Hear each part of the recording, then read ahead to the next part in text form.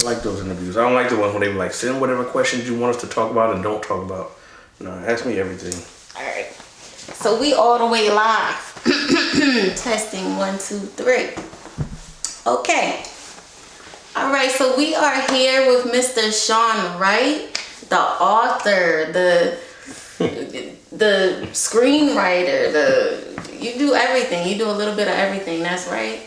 Yeah, I'm just trying to, I guess, get in where I fit in. You know what I mean? I just trying to stay busy, especially with everything that's going on in the world today. Just trying to keep my feet moving so I don't stay stagnant. Definitely. All right, so tell us a little bit about this this movie that you got coming out. Well, it's actually a series. It started out as a movie, but now I see that series are more appealing to the audience. Right. You know what I mean? Everybody wants to see what's happening next week. Yes. So what I'm doing, I'm in the process right now of breaking the script down into 10-part series. Oh, 10 parts. Oh, yeah, 10-part series. And just trying to serve up something really good for the people. You know, I think with my track record as far as writing books, I think I have a big enough following to where people could see the transition from literature to screen. And I think it's going to be a good look. Okay. All right. So is it like you turning one of your specific books into a movie, or this is like just something new that you came up with? It's actually, it's weird. I had the script first, but now I'm like 3/4 away. I'm going to release the book. And I'm going to do something different with this project. I'm gonna be the first author to have a soundtrack with the book. Oh, so I'm going to do the book, do the soundtrack, and then the show. Okay, so he's innovative. Okay, so all right. So have you already started working like on the soundtrack, like with the music and everything? No, I haven't because everything I'm very spontaneous, right? So all of this came to me in the last 72 hours. Like I want to do a soundtrack. Oh, okay. You know what I mean? I want to do a soundtrack. So of course I gotta have you. Gotta have you blessing it. Of course. What you know what I'm artists saying? you I like working with. It's gonna sound weird, right? I like working with up and coming artists or artists that are not super established. I like giving everybody a platform. Right. You know what I mean? There's no sense of me reaching out. Like I have a relationship with Little Baby's people. I could reach out that way. You know what I mean? But I don't. No disrespect to them, but they got their bread already. Right. You know what I mean? So I'm trying to just showcase people who are still trying to get to that level. And that new talent, you know, because people want to hear something fresh, something new. You know, no disrespect to, the other artists, but like, they waiting for something new, the next big thing. That's a fact. Okay, so yeah, speaking of that, all right, so what is the inspiration behind, most of your material? So, for those who don't know, I'm from like Southside Jamaica, Queens, right? Okay, shout and out. Not to tell my age, but like I grew up with 50 and Cheeks and Onyx and all of them. You know what I mean? So we all grew up in the same like a close knit area, and I just really write about what I lived through. You know what I mean? Or what I saw. And a lot of people will be like, I think people look at like rappers and. Mostly rappers, right? They look at them and go, oh, he ain't never did this or he ain't never did that. And it's not really about whether I did it or not. It's about what I saw. You know what I mean? Me, now I did do a lot of the things and, like I dibbled and dabbled in the streets. And, there was a point in time where I was facing 8 1/3 to 25. And, God gave me a second chance and here I am today. You know what I mean? So... I always knew I was, I don't want to say I was too good for the streets, but I had no business in the street. Right. You know what I mean? Right. I was book smart, but I wasn't really as street smart as everybody else because I was off the porch as far as that's concerned. I was off the porch late. You know what I mean? And then I went through this whole period where people on the block, because I was a straight A student in the dean's list and honor roll, they didn't want me. You can't come up here and get no money. You stay in school. You stay in school. Yeah, you know I see what you're saying. So I was really, really off the porch. Like I started like hustling in my 20s. I was fresh out of the military. What? You came out the military and went into the streets? I came out with 2 babies and no job. Oh, I feel you know what I mean? Right. And then I was just like, I was going up on the block every day, seeing like my old niggas, you know what I'm saying? Everybody I grew up with. Right. And I'm watching how fast, because I've been gone for 4 years in the military, and I'm watching how fast they eating. Like the block was clicking. And I was up there every day, and one of my friends like, you just be up here every day just hanging out. You might as well get money. Right. And I was like, I don't know. And then I just watched how fast it was coming. Fast, like the block was hot. And I was like, I'm gonna try it. I'll never forget. He went home. He's like, I'll be back. He went home, and he got me a G pack, which is $1,000 worth of crack. All right. Oh. And he's like, you keep 200, you give me 800. So I was like, well, by the time he went home and got it and came back, I had changed my mind. Hold up. So a G pack is like a starter pack, basically, like your introduction, like to the street. Yeah. So he was like, you take 2 and bring me back 8. So I'm like, all right. But when he went home to go get it, I had got cold feet. I changed my mind. So when he came back, I'm like, you know what, bro? I changed my mind. And he's like, nah, I risked my life and my freedom going home to get this. I didn't walk away back over here with this for nothing. You can be a one and done, but you gotta do something with this. Right. And I remember how I got hooked. I had $1,000 worth of crack cocaine, and a truck driver a white boy pull up and bought the whole thing in one shot. So I had $1,000 in less than 10 minutes, and I was hooked at that point. Yeah, I see. I was hooked. But yeah, that's how I got into the streets, and I saw what I did was I took my my book smarts and applied it to the streets. So All right. Right. So you mentioned you being in the military and everything, like and it's interesting that you came out the military, with 2 kids, and it still wasn't able to, support your family like how you wanted to. Right. After serving the country. Yeah. There's no jobs driving. I drove tanks in the military. There's no jobs driving tanks down Rockaway Boulevard in Queens. You know what I mean? Right. So they kind of just leave you stuck. You know what I mean? Crazy. They leave you stuck, and they leave you with no way to provide. Like there's no pension plan. Like in order for them to do something for you, you got to stay 20. And after my wait, you said in order for them to in order for you to get any type of benefits from the military, you have to do 20 years. What? Yeah, you have to retire. Wow. And I just wasn't with that. You know what I mean? For a number of reasons. I didn't like the way they operated. It was almost like jail. I can't eat until you tell me to. I can't go sleep till you tell me to. I didn't like none of that. You understand what I'm saying? And then at the same time, as soon as I went to the military straight out of high school. As soon as I went to the military, my best friend and my cousin, everybody started bubbling in the music industry. Like they was everywhere. You understand what I'm saying? So now I'm like, shit, I missed out. You know what I'm saying? Yeah. So now I'm trying everything I can to get out the military so I can get back home to what I'm missing. And I just had to do my whole 4 years. I had to do my whole 4 years, but I knew I wasn't going to re-enlist. I knew it. And then once I knew I was coming home to a certain situation, I just started being an unruly soldier. Like I wasn't a good soldier at all. I'm fighting, I'm not following orders. I'm just doing whatever, get rid of me so I can get back to the hood. You know what I'm saying? Because I'm missing real money. Yeah. So do you have any interesting stories, there, because I know you had told me before you spent some time in Germany, and that's where your son was born. Yeah, my son was conceived in Germany. Shout out to my son Blue. I became a father mad young. I think I was 19, 20, somewhere around there. And not long after, I had a daughter. You know what I mean? They're really close in age. They're not supposed to be that close because she was born prematurely, but they're super close in age. The military gave me what I liked about the military was I know that even as I sit here now, 20 something years later, I know that there's places that my feet have touched and air that I breathe that people from my neighborhood have never done. Right. When I was 18 years old, I was walking through Paris. You know what I mean? Okay. Amsterdam. And I didn't even take advantage of all the traveling I could have done because I was still a street nigga. I was still a hood nigga.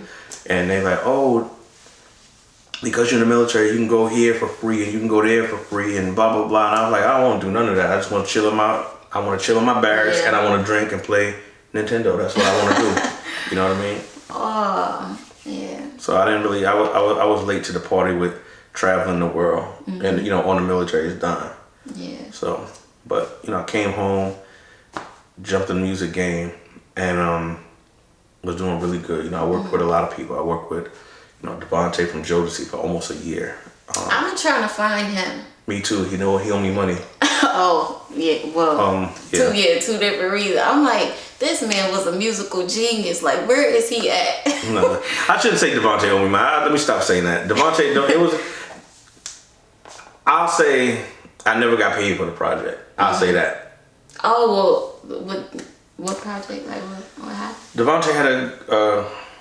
Devontae had a group called DPC, Devontae's Private Collection, and I came on as a writer for the album, and the album was done, and somebody got paid, but it wasn't me. You know what I'm saying? Rumor is Priority or whoever it was paid Devontae, and nobody's seen Devontae since. But you know, he was going through a bad time at the time. I was young, and in my mind, I was like, damn, that's life-changing money, possibly. You know what I mean? I did get one of my songs on the soundtrack for What's the Worst That Could Happen with Martin Lawrence and Danny DeVito. So I do have that. I do have that from that project. Well, can you say like what song? Or it's called My Love Your Love. My Love Your Love. Yeah. Okay. So I'm not just a hip hop artist. I do write. I started out writing R&B. You know what I mean? And then I got into the hip hop thing. But okay. Can you say like I know you had told us about like you had some time with Genuine. Well, yeah, we did when my best friend Hassan was signed to Epic. We did some show dates with Genuine. You know, I think we did like Massachusetts a lot. They loved Hassan. They loved Genuine. But that was my first time going on the road as an adult, and it was like the time of my life. I was like a kid in a candy factory. You know, Hassan had already prospered in the music business while I was in the military. So he had been on the road, you know, with Prince Marky D, God bless him, my brother from the Fat Boys. So Hassan had been on the road with him, traveled the world with him. So when I got home and Hassan had his solo deal with Sony, he took me on certain dates with him, and total transparency, like I could have done a lot more, but I still had one foot in the street. You know what I mean? So I missed a lot being on the block, you know, just being a knucklehead. Oh, so this is the period like right after? Right after, yeah. I came out the military and everything was popping. Yeah. But they getting money over here. I'm trying to get money over here. You know what I'm saying? And you know, it was my own fault. It was my own fault. Like I was making so much money on the block. The music business I rushed home to get to, I really didn't care about it. You know what I'm saying? So I'm like, shit. Oh, y'all going to Cali or y'all going here? All right, but my mind I wasn't mentally ready. Right. You know what I'm saying? To lead a block. And it was just, I was 22 when I got home. 22. Yeah, I was 22, 21, 22, something like that. And I just wasn't mentally prepared I'm like, damn, now had I not been turned on to all this money, I probably would have had a whole nother lifestyle at that time. You know what I'm saying? Right. So how did he bring you into, how did your best friend bring you into the music situation? Like it's weird. Like the roles was reversed. So when we were kids, I actually am the one who got him into music. Oh, okay. He was in the streets and I was around the music. You know what I mean? My cousin Corey Rooney, who like produces for Jennifer Lopez, he wrote and produced Real Love for Mary J. Blige. You name it, he's done it. Oh, and not to cut you off, but I think I remember you saying something about didn't y'all work with Aaron Hall? I didn't know. I never worked with Aaron Hall. I met Aaron. I never worked with Aaron, and now me and Aaron's brother, Damien, are really cool. Oh, okay. You know what I mean? Okay. But I never worked with Aaron, but they worked with a bunch of people. And like I said, I was in the street, so I missed out on a lot. Right. So I got a lot of secondhand connections through them. You know what I'm saying? So you know, like I said, I got Hassan into the music business. Like I not got him in, but I'm like, yo, we should start rapping. And he's like, all right. But then I left and went to the military. When I left and went to the military, everything just bubbled. Everything popped. You know what I'm saying? Because my dad wasn't trying to hear me wait around for no music. At the time, like on Rockaway Boulevard was real bad. You know what I'm saying? Like everybody, with all my friends, at 16, I lost my first friend to gun violence. He got shot in his face. You know what I mean? And then all my friends, I was the only one in my neighborhood that didn't sell drugs at 15, 16 years old. Wow, the only one. At 15, 16 years old, you know, motherfuckers is going to the Gucci store with $3,000, $4,000, $5,000. You know what I mean? grills, big rope chains, diamonds, cars, motorcycles. And I was like the square kid, you know what I'm saying? And, it was just weird. But when I went to the military, because my father was like, you getting out of here, you know what I'm saying? Because I know it's too influential. All your best friends, except for Hassan lived in Brooklyn at the time.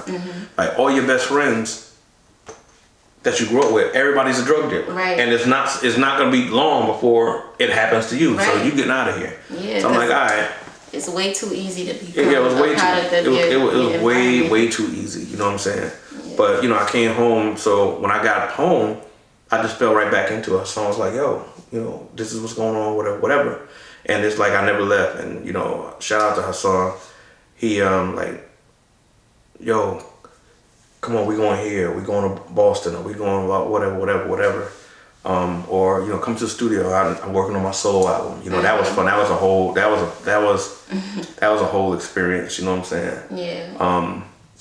And then we just we made a lot of moves together, and he's very prosperous in his lane right now. And then what I do, I'm very prosperous in my lane, and speak to Hassan like 20 times a week. You know what I'm saying? He's on the West Coast. I'm out here in Atlanta. Oh, but that's my dude. That's my brother for real. Speaking of which, great segue. I'm sipping on Legato, which is Hassan's tequila. You go to HassanLC.net, and he's got all sorts of flavors. He's got margaritas, and he just launched a new flavor. Waiting on my bottle, huh? Let's get it popping. All right. Okay. So I was gonna say about the let's see, after the music, because I know you were in New York, you were in Harrisburg, Pennsylvania, and then you moved here to Atlanta, Georgia. Right. What was the main reason that you moved to Atlanta? Well, I moved from New York to Harrisburg because it was just too much going on in New York. You know and let me ask you that. Why Harrisburg? How do you even know about Harrisburg? For those of you, that's how I met this beautiful young lady right here in Harrisburg, Pennsylvania, which is weird. Our whole situation is divine. You know what I'm saying? But, all right, I hate telling this story. So, once upon a time, I was married many, many moons ago. All right, my wife and I were separated. My wife moved to Harrisburg. Right, my girlfriend at the time was like, I was separated, but I was separated. My girlfriend at the time was like, because now my wife had daughters that weren't mine. Oh, okay. But my girlfriend was like, hey, she just up and left. Do you know what she had? I'm like, no, I don't know what she had. You're like, well, what about the girls? You know what I'm saying? You were really close to the girls. So I hadn't heard from her. And then she called my mom and was like, tell Sean to call me. So I called, and she's like, the girls miss you. I'm like, well, where are you? She's like, we're in this town called Harrisburg, Pennsylvania. And I was like, what the fuck is Harrisburg, Pennsylvania? And she's like, I'm going to send you my address. Can you just come down? So I ran it by my girl at the time, and she's like, no, I want you to go. Like, them girls need a father in their life, so go holler at them. She must be very mature, but she's like a little older. She's mature, but one thing everybody know about me, like I'm not a cheater. Oh, okay. You know what I'm saying? So it's the trust you have in me. Right. You got to know your mate. You know what I'm saying? And not only was she cool with me going down one weekend, she was cool with me going down every other weekend and staying a weekend with my ex-wife. You know what I'm saying? And then what happened was one weekend was my girl's birthday, and I was like, I can't come this weekend. It's her birthday. And she's like, well, bring her. I'm like, hell no, that's awkward as hell. So so she was like, yeah, I want to go. I'm like, all right, so we go. Which I was uncomfortable as hell. Like, got your wife and your mistress, I guess you can call her. Yeah, because she ain't just become your girlfriend. Right. No. She did after, because we used to work together. Like, I was going through marital problems. She was going through problems with her dude. And then we started out as friends. She's the only woman I was ever with that I was friends with first. But nonetheless, while I took the kids to the mall or something like that, my wife convinced her to move to Harrisburg. She's like, y'all need to move down here, blah, blah, blah, blah, blah. Wait, your wife? Convinced my girlfriend to convince me to move to Harrisburg. So when I got back from the mall, they were just like, oh, we want to talk to you. And it was weird because they both just sitting there in front of me like we were barbecuing. They sitting there like, well, we think it's time for us to make a move out of New York. And I'm like, what? And, you know, I'm a diehard New York. I thought I was never gonna leave New York. You know what I'm saying? And that's how that happened. So that's how I ended up in Harrisburg. Plotted by my wife and my girlfriend. It sounds worse than it is. It wasn't really like that, but it was a plot by them. You know what I'm saying? So once I got to Harrisburg, I'm like, okay, let me see what it's really hitting for. And it's cool. It's not far from New York, so if I need to go to the studio, I can just jump on the Amtrak or you know, whatever. And I did. You know, I left to your question. I left Harrisburg because I feel like Harrisburg is such a small city. I feel like even as an outsider, and much love to Harrisburg. Any event I've ever thrown, Harrisburg I've sold out everything I've done, you know, which is sad because Harrisburg, y'all need to support each other the way y'all support outsiders. The way y'all supported me, I want y'all to support people that's born and raised there. And that's a fact. But I don't want to cast any disparages on it. Like, they treated me great, but they didn't show the same love to their own local people that was trying to do it. So I was always trying to put local people on, you know what I'm saying? But you know, after, you know, I released my first book in 2011, and, you know, it blew out the water. Like, I had no idea it was going to blow. I thought I was going to sell like 20 copies to friends and family. And then it just went crazy. And then, you know. And it was like, you just posted it straight to Amazon, or was it I posted it straight I posted it to Facebook first. Oh, okay. And it just caught fire. Then one publishing company hit me up, and then another publishing company hit me up, and another one. It was just like this little bidding war going on. And then a friend of mine named Brittany Williams, she was already like on Oprah's best-selling list and New York Times, and she like, start your own company and sign yourself. I was like, oh, for real? So she like, yeah. So it just popped. You know what I'm saying? But after I left Harrisburg, because I'm like, I felt I reached the ceiling in Harrisburg. And this is why I try to tell so many people that got talent in Harrisburg, from the models to the singers to the rappers to the artists, like the regular artists. Like, Harrisburg is a nice place to live, but if you're trying to blossom and grow, you're not gonna find opportunity there. And this ain't no shade to Harrisburg, but it is what it is. You ain't gonna get no major record label is gonna see you in Harrisburg. No clothing fashion designer is gonna come to Harrisburg to see your clothes. What's gonna happen is, what happens to so many of the talented people and the youth in Harrisburg is, you hot, and then when you can't get past Harrisburg, you fizzle out. You know, there's a bunch of beautiful models from Harrisburg that get hundreds of thousands of followers and hundreds of thousands of likes, but let's transform those hearts into dollar signs and let's talk at that point. You know what I'm saying? So many people are scared to leave Harrisburg because Harrisburg is so small, they don't know what to do when they get to a big city. You know, so many people from Harrisburg have come down here, and I'll take them out and I'll show them around, and the fact that Atlanta is so big scares them. You know what I mean? I'd never seen a female, until a female from Harrisburg came to Atlanta, complain about how big a mall is. What? Took them to Lenox. Like, oh no, because you know East Mall ain't but this big. Yeah, and everything closed now. Yeah, so she would look like, no, I'm not walking around this mall. I'm like, it's a mall. Like, you're a female with a pocket full of money. She's like, no, I'm cool. She's like, oh, y'all got 5 lanes down here. Like, the highway got 5 lanes. Like, people are scared. A lot of people are scared of just change. You understand what I'm saying? They're so complacent. I'm hot. You don't understand that you could be hot in your hood, but also, because what I did was, honestly speaking, when I went to Harrisburg, I had the main intention to be like, okay, I'm here in this little town. What I'm gonna do? I'm gonna take over in my own way. Right. And then when I reach my potential, when I've done everything I can do in Harrisburg, I'm moving somewhere else. You always knew it was like, I'm gonna keep going. Yeah, it was a stepping stone. I'm gonna just be stuck here. Right.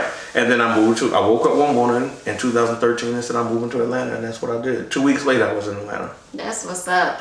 You set your plan. It didn't even take long. You just set your mind to it. That's what people don't understand. Like, change, not only can it improve your life, in certain situations, it can save your life. You Definitely. know? Because I know a lot of people from Harrisburg that had planned to come to Atlanta that end up honestly going to jail or getting murdered shortly after they tell me that. Real. And it's like, you gotta go, because you gotta be, allow yourself to be in familiar places to blossom sometimes. You gotta have, you gotta make room to spread your wings. You know what I mean? But a lot of people are, sad to say, a lot of people are just happy being ghetto celebrities, hood celebrities. Like Right. they like the fact that they can go up and down Second Street or Market Street or whatever it is, and somebody like, oh, that's so and so and so and so, or you know, can you take a picture with me? And that's not what it is. You know what I'm saying? All of that shit, none of that shit pay your bills. Right. You know what I'm saying? None of that shit pay your bills, because the same people that's asking you to take a picture with them and post their stuff on your Instagram and shout them out. If you had a product that you were selling, none of them would buy it. I'm sorry to say that. You know what I'm saying? And again, I don't want to throw no shade on Harrisburg, because every time I got a shipment of books and I had kept it for a week, and everybody, like my house was like, I hate to admit it, say it like this, like a crack house. And it was always somebody knocking on my door. Right. You know what I'm saying? Let me get a book, let me get a book, let me get a book. But that's good though. Like, you know, for books, like who would have thought of that, you know? Yeah, so I mean, I hadn't the slightest idea. Growing up, I never said I want to be an author. I don't know where that came. It wasn't even on my radar. It literally fell into my lap. So what do you remember? Like, what did you want to be when you grew up? Like, when I was a kid, I wanted to be a lawyer, because I like to debate. Always wanted to do music because my family was always so music oriented. My father had a singing group, my mother had a singing group, so there was always somebody in our living room recording music. Always, you know what I mean? Oh, that's dope. So I wanted to be in the music business some type of way. I knew I wanted to be an entertainer. I can't dance for shit, so I knew that was out. I got no rhythm whatsoever. So I knew I was always good at creative writing. Like anytime I got report card, English, creative writing, I always got A's. Because I always had the ability to take a story and enhance it and make it almost like a visual. Even like in second, third grade, my teachers was like, yo, what's wrong with this kid? Like, how does he know how to write stuff like this at such a young age? So, you know, so to me, writing a song came easy to me, because it was just me writing a story and a melodic poem. You know what I mean? And then from me writing R&B, first I started with poetry, then I went to R&B records, and then I went to hip hop. You know what I mean? And all of the secret sauce is just, it's all stories. And then when I wanted to get out of the music business and pursue another lane, I'm like, well, what else can I do? And that's how the book thing came about. And I was like, okay. Let me see how this works. Yeah. And it just was, you know, here we are 10 years later, 11 years later. Yeah. And I'm still getting checks from the very first book I ever wrote. And the first book, that was A Gangster's Melody. A Gangster's Melody. Yep. And that's how we met. Yep. You know, I said, he was sharing this book on Facebook, and I said, I don't know what this is, but it must be great. It got my name in it. Yeah, that's what's up, you know. And so what specifically happened to inspire that book? Like, you were just sitting there and A Gangster's Melody started out as a movie called Diamond in the Rough. And when I was in Harrisburg, so let me tell you what started the whole thing. Here I am, officially, like, I don't want to do music no more, you know what I'm saying? But I want to do something where I can still showcase my creative writing ability, but what do? And Cameron dropped a independent movie called Killer Season. And this shit caught fire, and you couldn't find it nowhere. I'm talking about, that's when Blockbuster was sold. You couldn't find Killer Season nowhere. Like, it sold millions and millions of copies. So this girl I knew that lived in like Iowa or some shit like that, she called me and was like, hey, you see Cameron's movie? And I was like, nah, I can't find it. She said, I'm gonna send you a clip. And she sent me like a little 30-minute clip, because at the time, back then, that's all you could do was email like 20-minute clip. Like, it was like you couldn't get shit. And I was like, first thing that came to my mind is, God is my witness, like, I'm a better writer than Cameron. Shout out to Cam, but that's what inspired me. So I never met Cam. I would love to meet him and tell him, like, I'm here because of Cameron, because I thought it was whack. I was like, millions of people bought this shit. Like, this shit is horrible. So I sat down and I wrote Diamond in the Rough. And I realized at the time that just because you got money don't mean you really know what you're doing. Preach. And I had to learn the hard way. Like, I ran through my savings 3 times. You know what I'm saying? Like, trying to shoot this damn movie. What I did do, though, I did go on I went on the radio station in Harrisburg. They allowed me to come up there. And what I did was I held a casting call at the YMCA on 3rd Street, 2nd Street, Market Street, one of them streets, and uptown. And I rented out a room, and when I say Harrisburg showed out, because